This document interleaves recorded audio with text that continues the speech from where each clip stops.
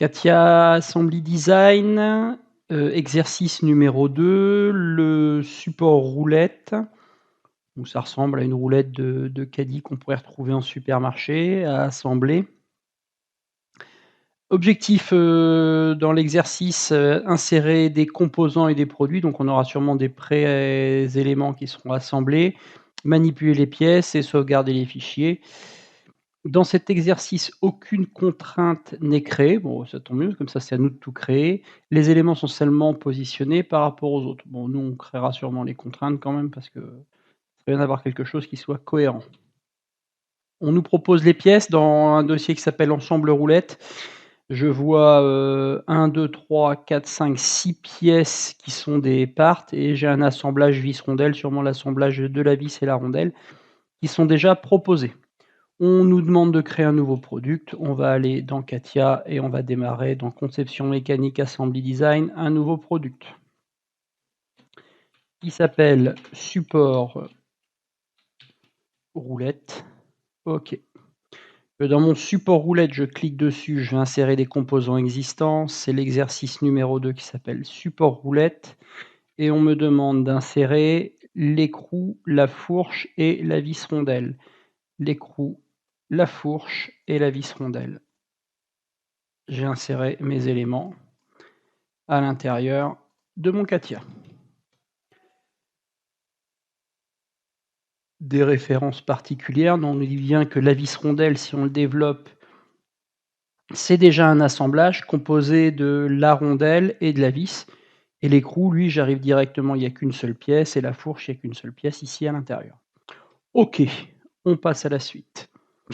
On va activer la saisie clavier, outils, options, infrastructure, structure, pour créer un nouveau composant. Bon, pour créer un nouveau composant ici, qui s'appelle roue, donc on va insérer un nouveau composant. Ou alors moi, je double-clique sur roulette. On va insérer un nouveau composant. Le composant qu'on nous demande d'insérer de mémoire, le composant, il est bien composé d'une jante et d'un pneu, donc c'est forcément ici un produit qui va s'appeler roue. Donc ici, j'insère un produit que je vais appeler roue. OK. Là, j'ai bien ma roue qui est créée ici. Et à l'intérieur de ma roue, je double-clique sur ma roue. Je vais insérer des composants existants. Et ma roue, elle est composée de la jante et du pneu. Ouvrir. Si je regarde maintenant dans ma roue, j'ai bien ma jante et mon pneu.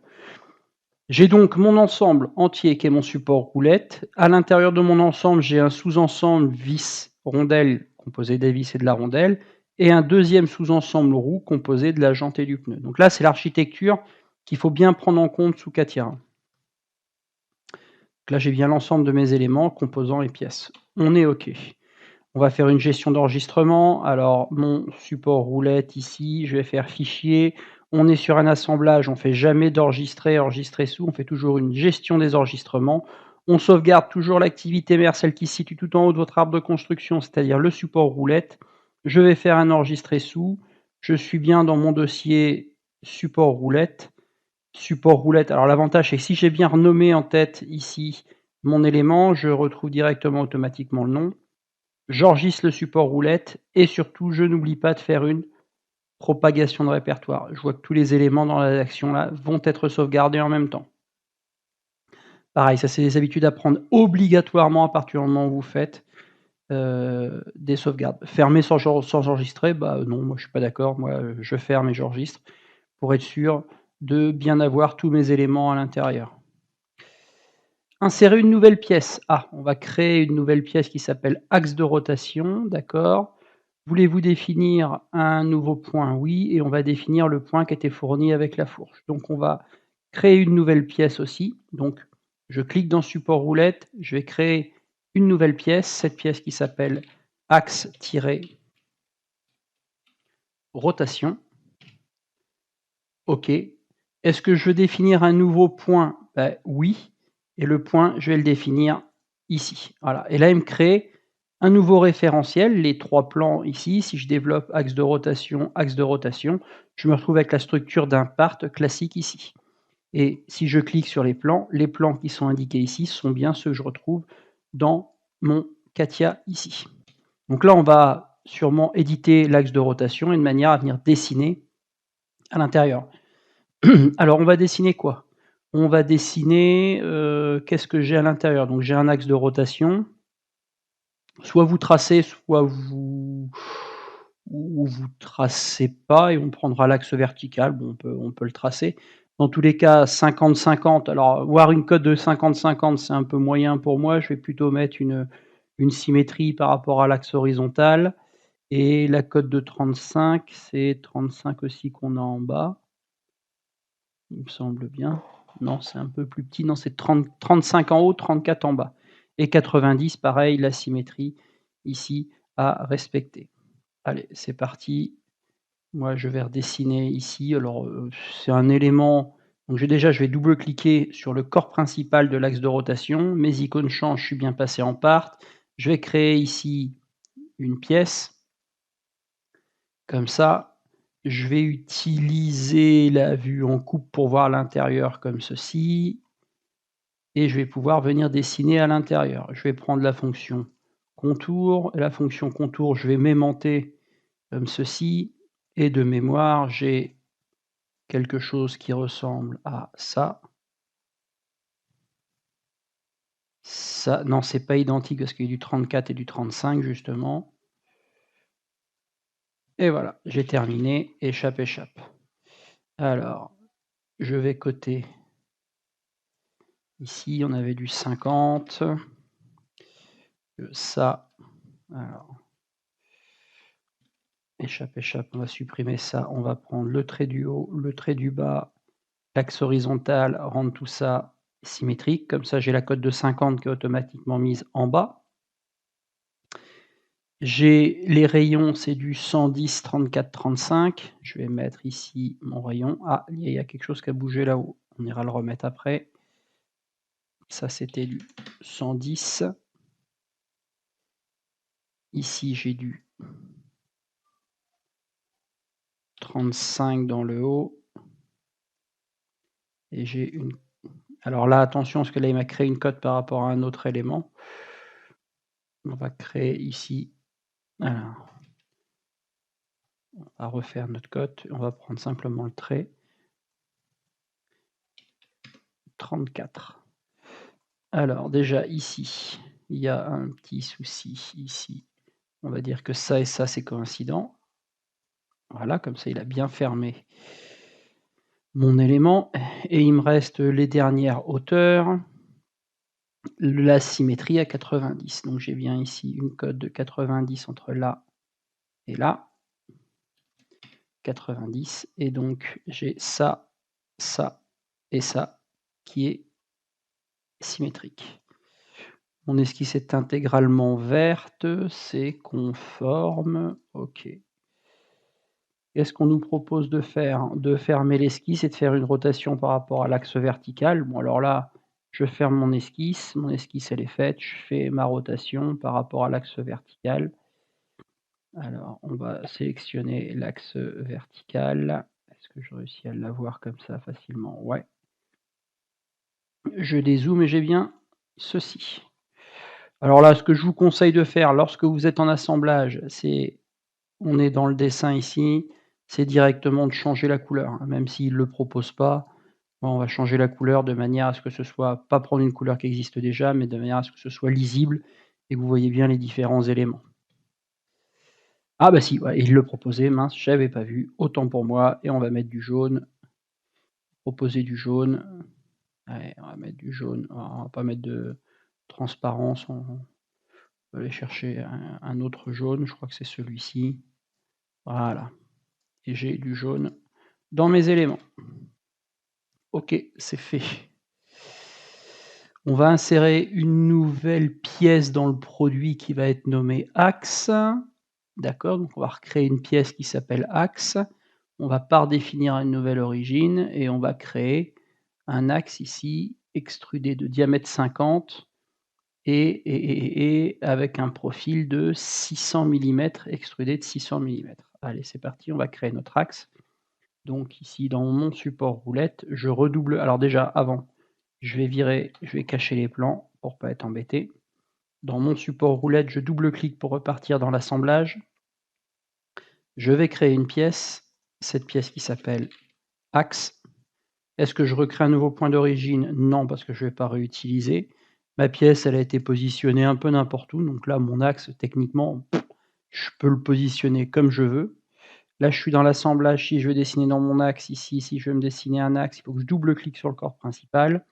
On prend le plan qu'on veut, à la rigueur. Tiens, juste pour pas suivre exactement ce qu'il nous dit, je me suis mis sur le plan YZ. Je vais créer une esquisse, un cercle.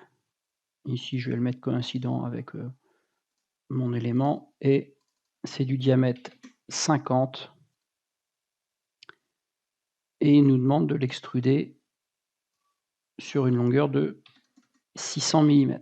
Aperçu. OK. Et là, mon axe, il est bien fait. Est-ce qu'il y a d'autres modifs à faire sur mon axe? Non. Donc il n'y a pas d'autres modifs à faire sur mon axe. Donc ce que je vais faire, je vais cacher les plans de mon axe. Et à l'image de ce que j'ai fait tout à l'heure, je vais changer la couleur de mon axe de manière à ce qu'il soit un peu plus lisible. OK. Ça, c'est fait. Activer le composant vis rondelle. Et il nous propose de sélectionner, avec l'icône les deux faces, changer l'orientation si nécessaire pour positionner les éléments. Pour positionner la rondelle, on va activer la roue et faire la même chose de l'autre côté. Rendre coïncident, bon, on va y aller successivement. Ça, sélectionner l'icône pour moi, il n'y en a pas besoin. Moi, je veux bien qu'on aille dans, donc ça c'est mon ensemble vis rondelle. Effectivement, dans mon ensemble vis rondelle ici, actuellement, il n'y a pas de contrainte. Ce que je vais faire, c'est que je vais positionner des contraintes entre ma vis et ma rondelle. C'est quand tu disais tout à l'heure qu'il ne positionnerait aucune contrainte. Moi, je vais positionner une contrainte parce qu'on va voir qu'à la fin, j'exploserai tout mon assemblage pour voir si tout repart bien correctement.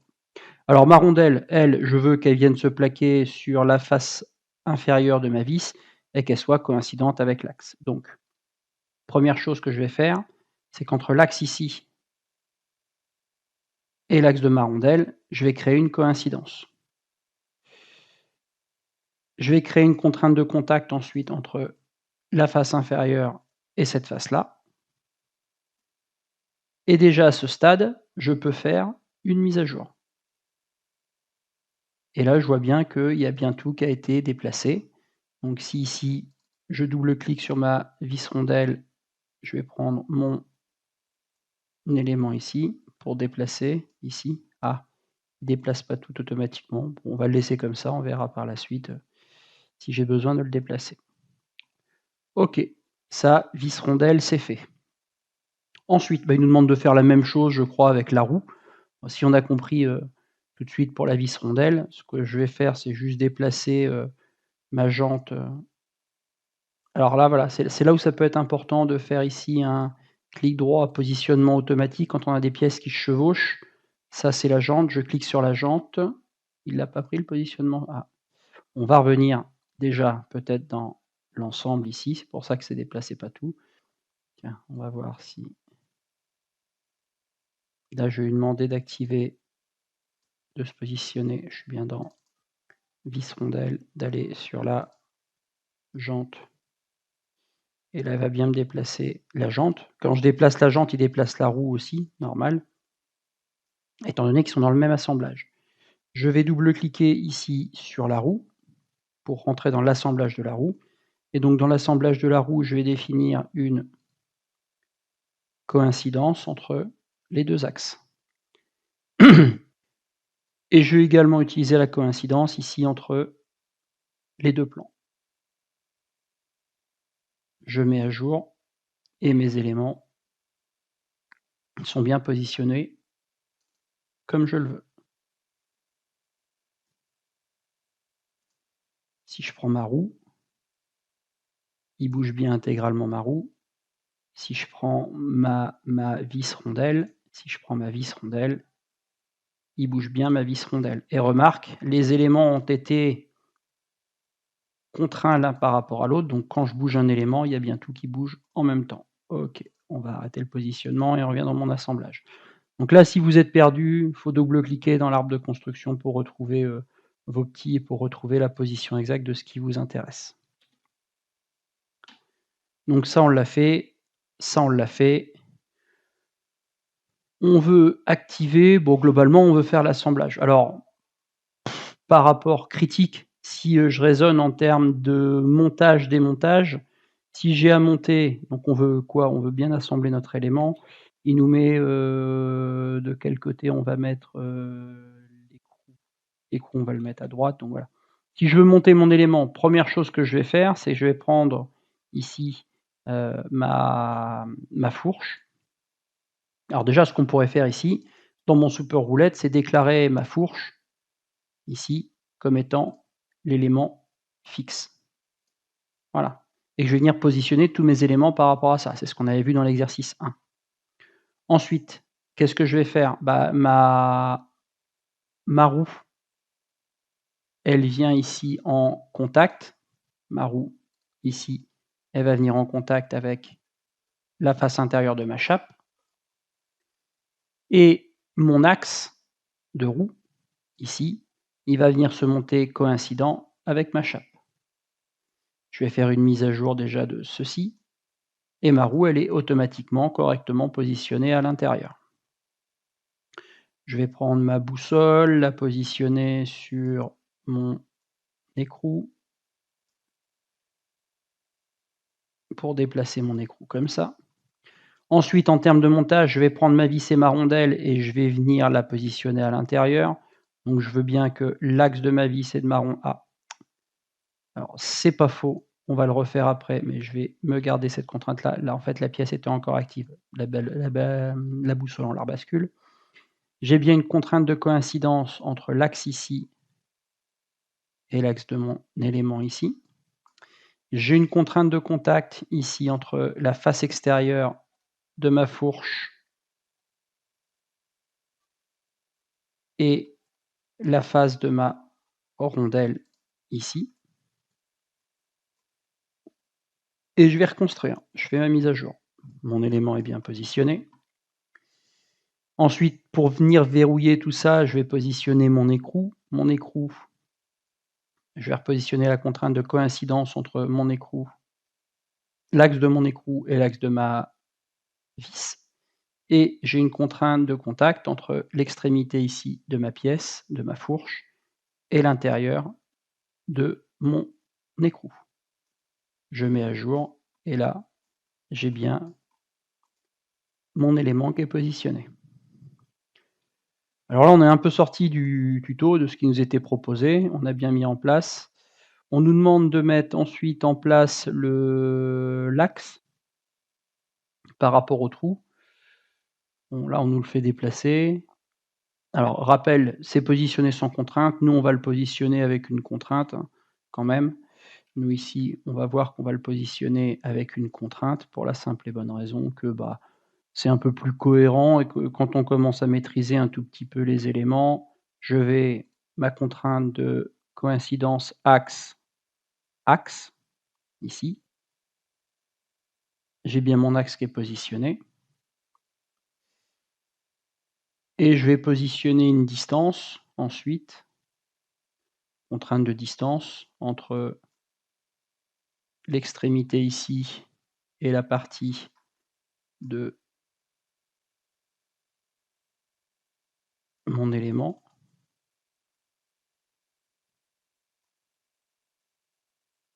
Si on met à jour, voilà, je pense qu'on doit pouvoir aller jusqu'à 90. On aurait fallu prendre la cote exacte. On ne doit pas être trop mal avec le 90. Je double-clique sur ma roulette et là, j'ai tous les éléments qui sont construits et qui sont cohérents. Alors, quand on est en assemblage, pour vérifier que votre assemblage soit cohérent, qu'il ne soit pas sous-contraint ou sur-contraint, il y a un élément qui est imparable. C'est ici l'icône qui s'appelle Vue éclatée. Vous cliquez dessus. Il va éclater votre produit en 3D. Il y a une sélection. On va dire que le produit fixe, c'est celui qu'on a déclaré comme étant fixe. Donc, on va dire que la fourche est fixe. Et on va lui demander d'éclater mon assemblage. Êtes-vous sûr de vouloir modifier? Oui. OK, j'ai bien modifié. Et si tout va bien et si vous avez bien créé vos contraintes, le meilleur moyen de vérifier, c'est une mise à jour complète de votre élément. Et effectivement, là, je me retrouve bien avec la mise à jour complète de mon élément. Ah! Effectivement, on a dessiné ici la pièce qui s'appelait axe de rotation et mon axe de rotation, à aucun moment on l'a construit par rapport à notre fourche. Donc ici, on va venir construire, on va terminer notre assemblage. Notre axe de rotation, lui, on va considérer qu'il est en contact avec le fond de ma pièce ici et qu'il est forcément monté au niveau de l'axe coïncident avec l'axe de ma fourche ici. Je reconstruis, mon axe est positionné. Et je répète une deuxième fois la vue en éclaté, j'éclate, OK, oui. Et si j'ai bien construit, et il y a tout qui revient en bonne position. Voilà. Mon assemblage, je peux le considérer comme conforme. Je peux réduire mon arbre de construction de manière à ce qu'il prenne un tout petit peu moins de place, surtout pour les pièces qui sont des pièces simplement et pas des composants. On voit que toutes les contraintes apparaissent ici sur mon élément. On peut masquer les contraintes ici en caché affiché pour nous permettre de gagner de la place. Donc il y a les contraintes qui sont ici, mais j'ai aussi des contraintes dans mon, pas dans mon axe de rotation, mais dans ma roue.